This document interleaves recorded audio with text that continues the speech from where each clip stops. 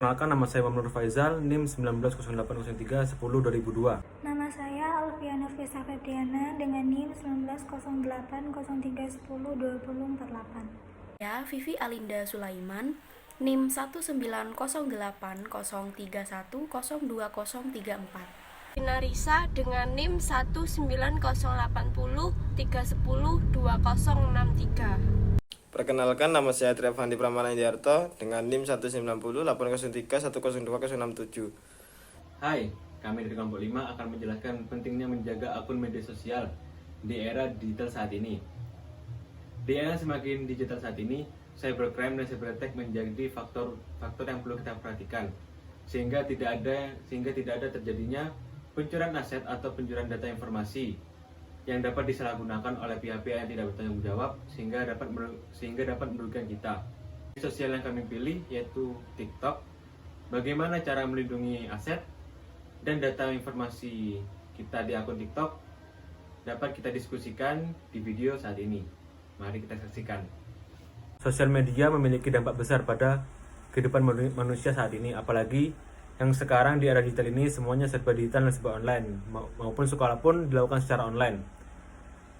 Seseorang yang asalnya kecil dapat menjadi besar akibat dari sosial media, begitupun sebaliknya. Di sini aplikasi yang kami pilih yaitu TikTok. TikTok awalnya tidak tahu apa itu TikTok, sekarang TikTok menjadi besar. Dan kebanyakan aktivitas manusia dihabiskan dengan melakukan scroll TikTok. Dengan berkembangnya sosial media, banyak juga kejahatan-kejahatan media sosial yang ditimbulkan. Yang pertama ada ancaman online atau online threats, penguntit atau stalking, penindasan dunia maya atau cyberbullying. Kejahatan yang paling sering dilaporkan dan terlihat yang terjadi di media sosial melibatkan orang-orang yang membuat ancaman, intimidasi, pelecehan, dan penguntit orang lain secara online. Yang kedua ada peretasan atau hacking atau penipuan fraud. Meskipun masuk atau bergabung ke akun media sosial teman untuk memposting pesan status adalah tindakan yang dapat diterima di antara teman-teman, tetapi secara teknis bisa menjadi kejahatan serius. Hal ini dapat terjadi ketika orang tersebut melakukan tindakan peretasan dengan tujuan untuk mengambil alih akun media sosial teman tersebut. Terlebih lagi ketika masuk dan bergabung dalam sosial media tersebut dengan tujuan untuk menipu. Contoh peretasan akun Facebook dan menggunakan akun tersebut untuk menipu teman atau orang lain dengan meminta pulsa, contohnya. Yang ketiga, membeli barang ilegal. Berhubungan melalui media sosial untuk membuat koneksi bisnis atau untuk membeli barang atau jasa legal mungkin sah-sah saja. Namun, berhubungan melalui media sosial untuk membeli narkoba atau produk lain yang diatur, dikontrol, atau dilarang adalah ilegal. Yang keempat, pembuatan profil palsu atau fake profile. Pembuatan profil palsu seseorang dan memposting konten ofensif termasuk foto yang diubah pada profil palsu. Yang kelima, persahabatan online palsu. Mengembangkan persahabatan online melalui media sosial atau tanpa keakraban di kehidupan nyata dan membuat koneksi emosional untuk menipu adalah merupakan kejahatan. Menggunakan konsep persahabatan di dunia maya dengan tujuan untuk meminta transfer dana dengan alih tertentu seperti darurat medis, masalah hukum, masalah di negara asing adalah contoh tindakan ilegal dengan alih persahabatan online.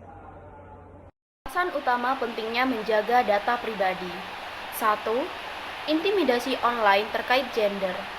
Jadi data pribadi berupa jenis kelamin patut dilindungi untuk menghindari kasus pelecehan seksual atau bullying secara online, di mana perlindungan terhadap data penting dilakukan agar menghindari ancaman kejahatan dunia maya termasuk kekerasan berbasis gender. Kedua, mencegah penyalahgunaan data pribadi oleh pihak yang tidak bertanggung jawab.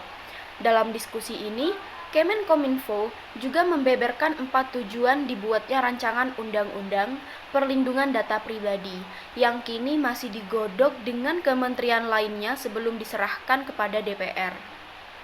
Yang ketiga, menjauhi potensi penipuan. Yang keempat, menghindari potensi pencemaran nama baik. Dan yang kelima, hak kendali atas data pribadi. Jadi pada alasan yang terakhir ini mengenai pentingnya menjaga data pribadi ialah secara global kita memiliki kontrol atas privasi data pribadi kita. Hal ini sudah dijamin dalam Deklarasi Universal tentang Hak Asasi Manusia tahun 1948 pasal 12 dan Konvensi Internasional tentang Hak Sipil dan Politik tahun 1966 pasal 17. Indonesia pun sudah meratifikasi keduanya. Saya akan menjelaskan mengenai TikTok. TikTok adalah platform media sosial yang memungkinkan pengguna untuk mengekspresikan diri melalui nyanyian, tarian, sinkronisasi bibir, dan komedi dalam video 15 detik yang dapat dibagikan dengan orang lain di komunitas TikTok.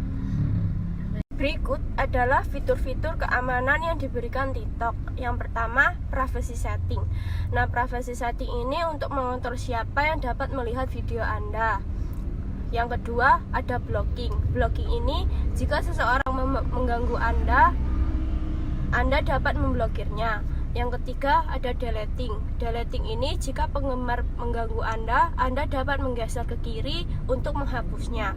Yang keempat, reporting. Nah, yang ini adalah jika Anda melihat konten yang tidak pantas di TikTok, Anda harus melaporkannya dengan mengklik tombol dengan 3 titik dan kemudian klik laporkan penyalahgunaan.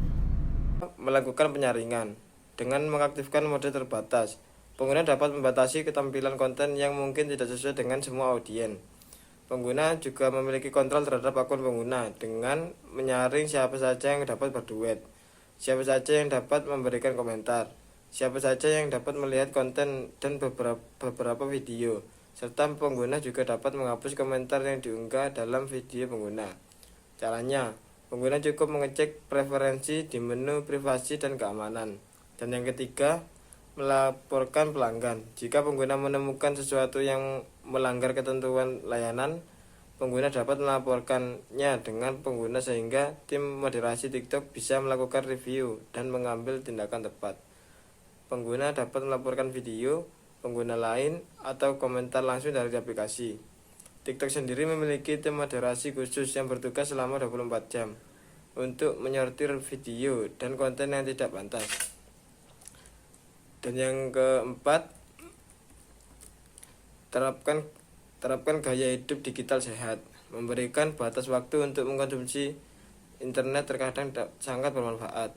Dengan mengaktifkan fitur manajemen waktu layar, TikTok dapat mengingatkan pengguna kapan harus berhenti dan kembali ke dunia nyata.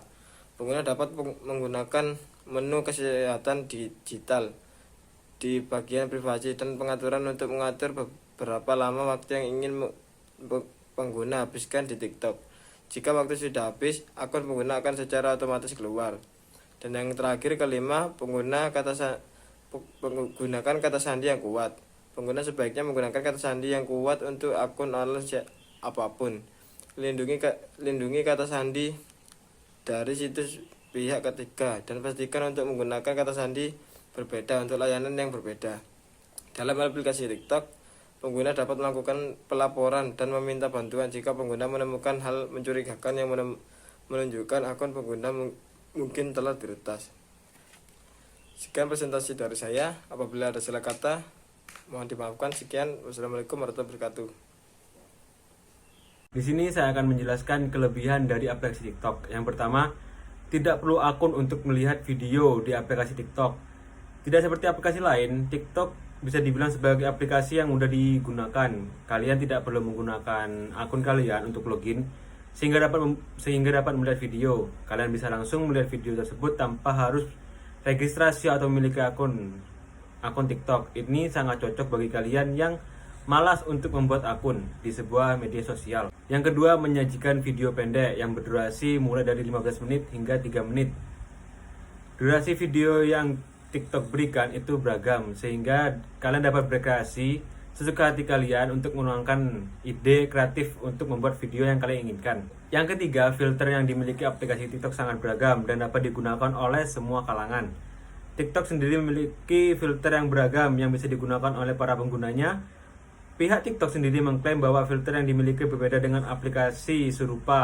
Yang keempat, memiliki challenge. Selanjutnya, TikTok memiliki kelebihan lain, yaitu memiliki challenge yang beragam. Challenge ini sendiri biasanya hadir dari seluruh negara yang menggunakan TikTok.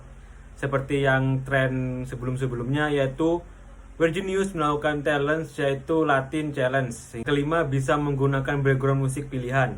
Kalian bisa menggunakan musik yang kalian sukai atau musik yang keluar dari FYP kalian dengan cara meng-save musik tersebut, kemudian menggunakan musik tersebut sebagai latar belakang.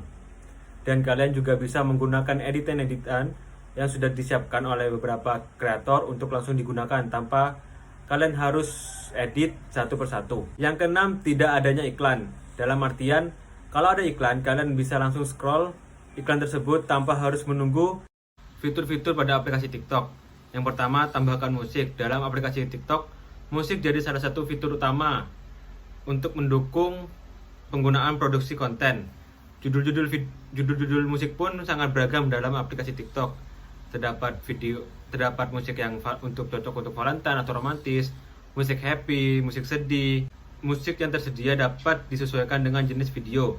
Jika ingin memproduksi video bertawa komedi, musik yang relevan dengan tema komedi bisa dipilih sebagai latar suara. Yang kedua, voice. Bukan hanya stiker dan filter, sekarang pengguna juga dapat mengubah suara dengan fitur voice charge function ini dengan beragam efek suara berbeda, termasuk suara tupai, suara pria, suara vibra, elektronik, ecto, mic, elf, dan raksasa.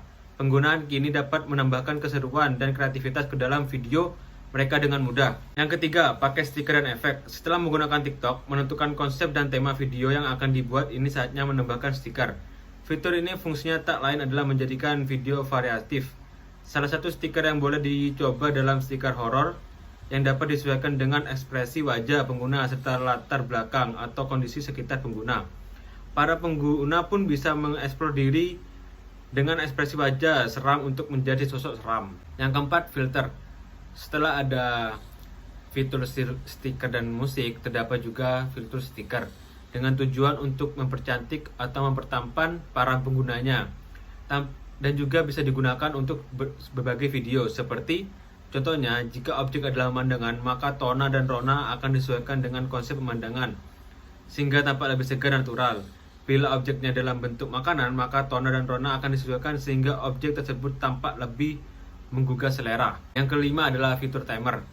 Fitur ini tentunya tak lain berfungsi sebagai asisten pribadi untuk membidik objek. Bila pengguna TikTok tidak memiliki rekan yang bisa membantu mengambil gambar atau video, dengan adanya fitur ini pengguna dapat melakukan sendiri berkat fitur timer. Yang keenam, beautify. TikTok menyediakan berbagai filter agar wajah pengguna tampak berbeda. Dengan fitur ini, para pengguna akan terlihat jadi jauh lebih cantik atau lebih tampan, bahkan terlihat lebih keren dan unik. Fitur ini juga bisa mengatur bentuk wajah, warna mata, dan memperhalus wajah sehingga tampak lebih cantik dan tampan dan lebih menarik. Di sini saya akan menjelaskan bagaimana cara mengamankan akun TikTok dengan cara verifikasi 2 angka. Yang pertama, kita masuk ke aplikasi TikTok, klik 3, lalu pilih keamanan, pilih verifikasi 2 angka.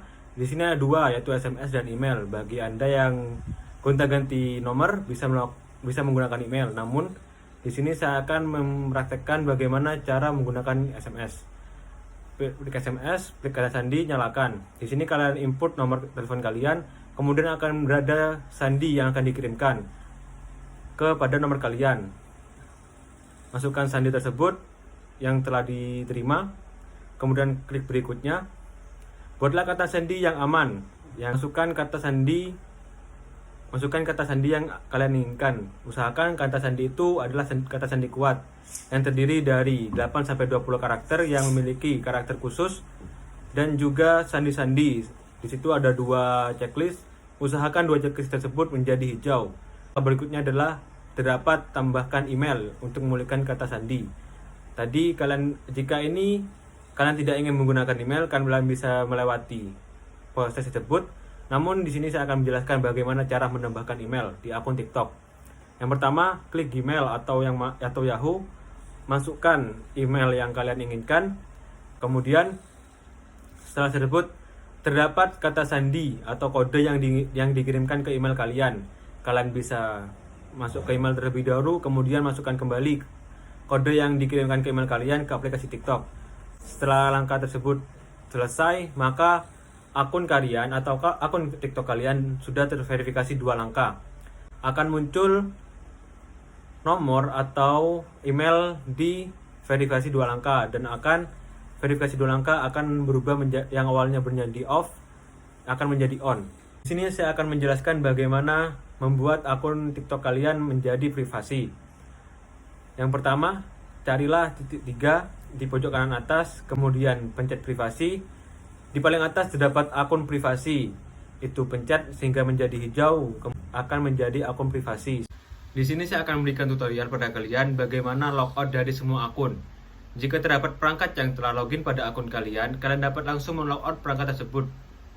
Dengan cara, yang pertama buka aplikasi TikTok. Yang kedua, klik tab Me atau profil pada akun TikTok kalian. Lalu carilah titik 3 vertikal yang biasanya terdapat pada kanan atas.